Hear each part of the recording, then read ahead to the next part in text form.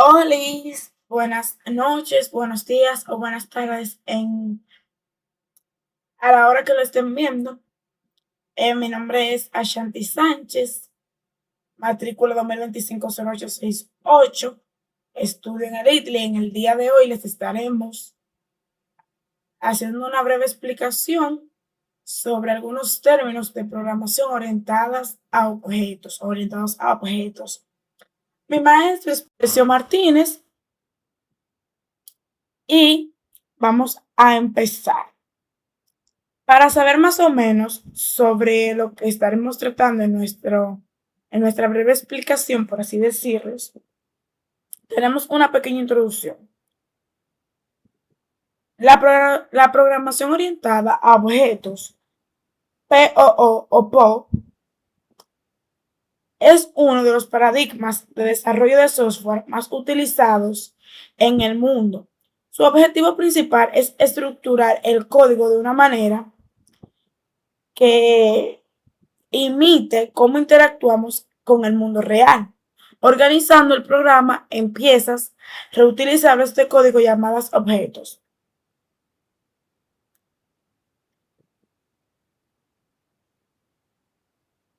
Entonces, en pocas palabras, cuando nos referimos a la programación orientada a objetos, es una forma de escribir un código que prácticamente organice programas como si fueran en el mundo real.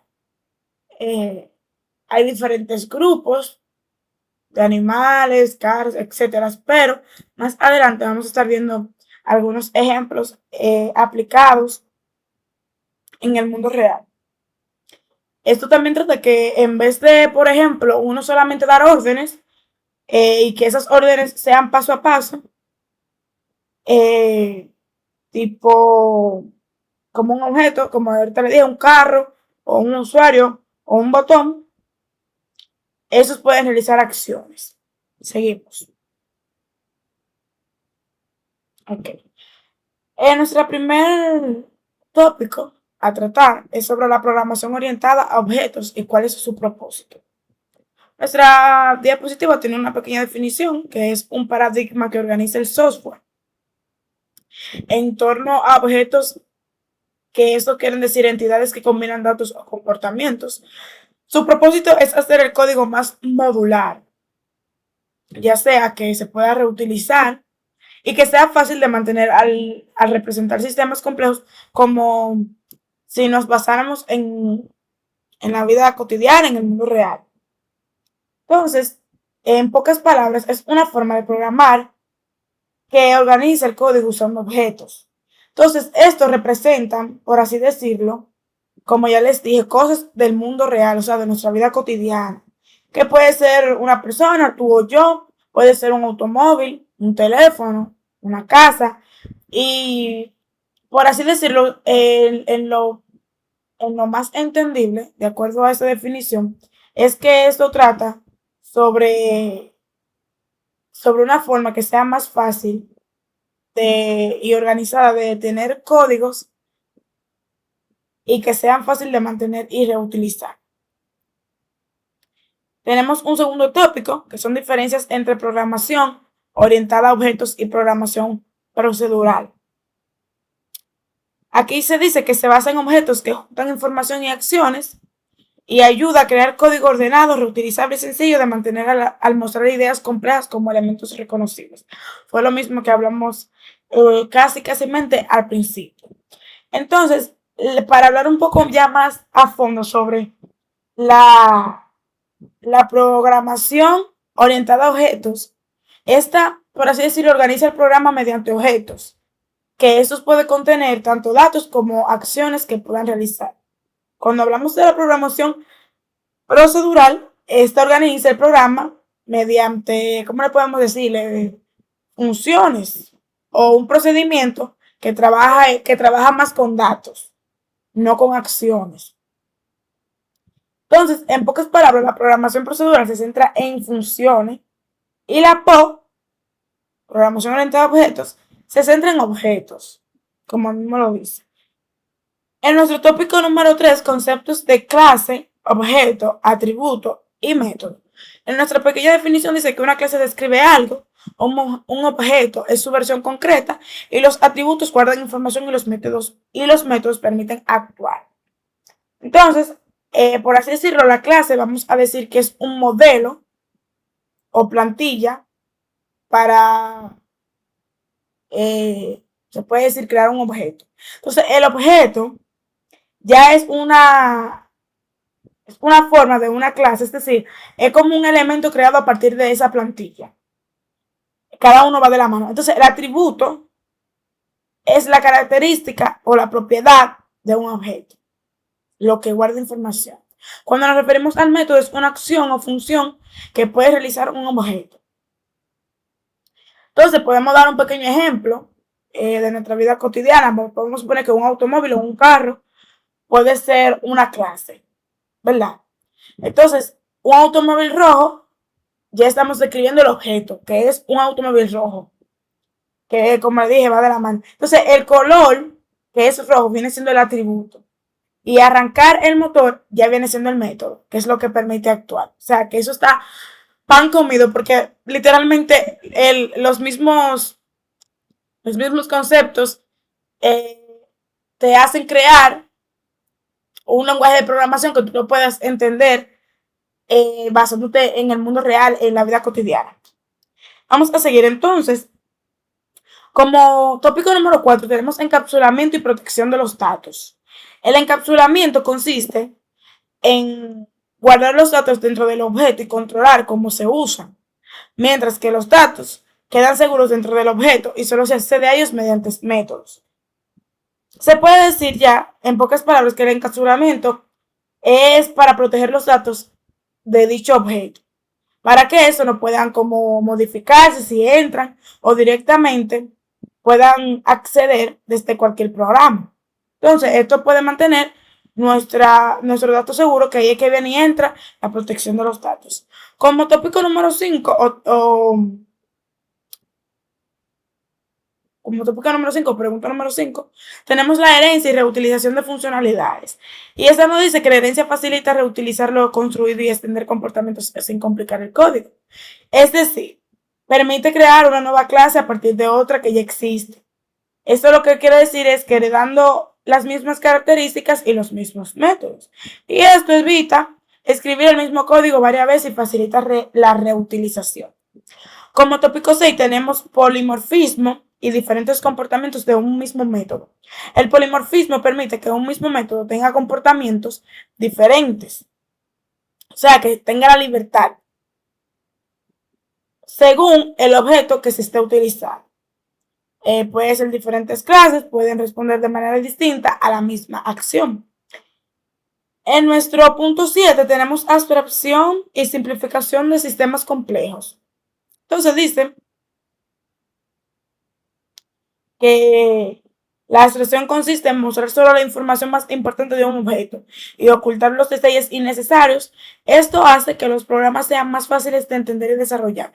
A la hora que queramos practicar dicho código o realizar dicho código, esto hace que sea más fácil de entender y desarrollar, lo que le llamamos abstracción. Entonces, en nuestro punto 8 tenemos métodos, constructores y métodos especiales. Que eso quiere decir que esto crea un objeto desde cero, mientras que los métodos especiales añaden funciones extras para hacerlo más práctico. En pocas palabras, un método constructor es un método que se ejecuta automáticamente cuando ya se crea un objeto. Y este sirve para iniciar dichos datos. Entonces, los métodos especiales ya tienen funciones específicas dentro de dicho lenguaje que estemos usando, como comparar un objeto o mostrar información de ellos. Ya en el punto 9 tenemos herencia simple y herencia múltiple. La herencia simple permite que una clase tome elementos de una sola fuente, mientras que la múltiple combina elementos de varias fuentes para ampliar sus usos. Entonces, en pocas palabras, la herencia simple es una clase heredada de una sola clase padre. Y la herencia múltiple es una clase heredada que hereda características de una clase o dos clases padre. Y suele ser disponible en algunos lenguajes de programación, no en todos. Entonces, Nuestro punto número 10, tenemos ventajas, desventajas y aplicaciones reales de la POM. En ventajas, tenemos la reusabilidad, que permite crear clases base y reutilizar el código en diferentes partes del sistema. Pero también las ventajas son que se organiza mejor el código. También este permite utilizar el código mediante la herencia. Facilita el mantenimiento y la ampliación de los programas. En desventaja, puede ser que, aparte de que mayor consumo de recursos, también puede ser más difícil de aprender al principio. Y en proyectos pequeños puede resultar innecesariamente compleja. Puede consumir más recursos que otros enfoques. Entonces, aquí vamos a ver dos ejemplos brevemente de situaciones reales donde puede aplicarse la programación orientada a objetos. La primera, tenemos que sistema de gestión de una biblioteca. En una biblioteca se pueden representar los elementos como objetos. Entonces, la clase ahí viene entrando. Sería un libro, un usuario, bibliotecario o un préstamo. Entonces, el objeto sería un libro en específico. Vamos a suponer, aquí tenemos un ejemplo, que el libro sea 100 años de soledad. Un usuario sería María Pérez, o sea, el nombre de una persona. Un préstamo. Entonces, aplicación de la PO, la clase libro tiene atributos como título, autor y código, y métodos como prestar o devolver. Entonces, la clase usuario puede tener métodos como solicitar el préstamo o consultar libros, y esto facilita organizar y administrar la información de manera eficiente de dicha biblioteca. Bien, entonces tenemos otro que sería el sistema de gestión de un banco. En un banco, cada cliente y cada cuenta pueden representarse como objetos. La clase sería cliente, cuenta bancaria, tarjeta y transacción, mientras que el objeto sería un cliente llamado Juan Gómez, una cuenta de ahorro o una tarjeta de débito. La aplicación de la PO sería la clase cuenta bancaria, tiene atributos como número de cuenta y saldo, y el método como depositar, retirar o consultar saldo. La clase cliente almacena la información personal y puede administrar una o varias cuentas. Como ya dijimos cuando estábamos leyendo, cuando estábamos respondiendo y explicando dichas preguntas.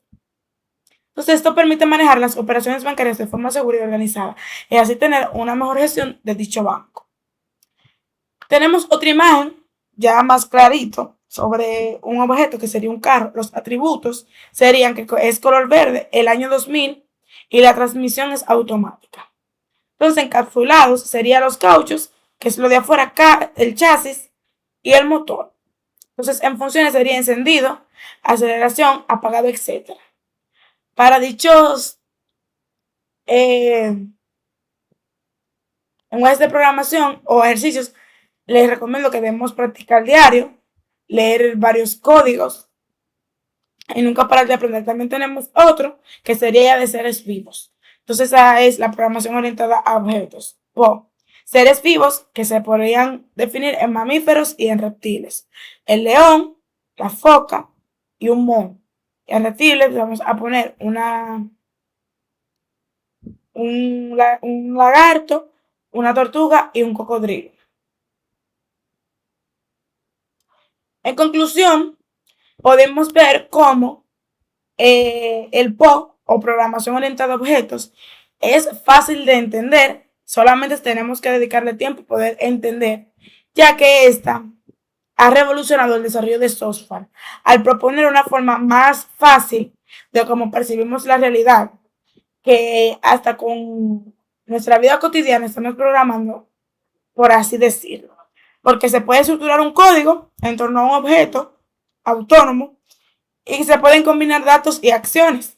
Como ahorita leímos que el automóvil era rojo, que ese era el atributo, el color y así sucesivamente.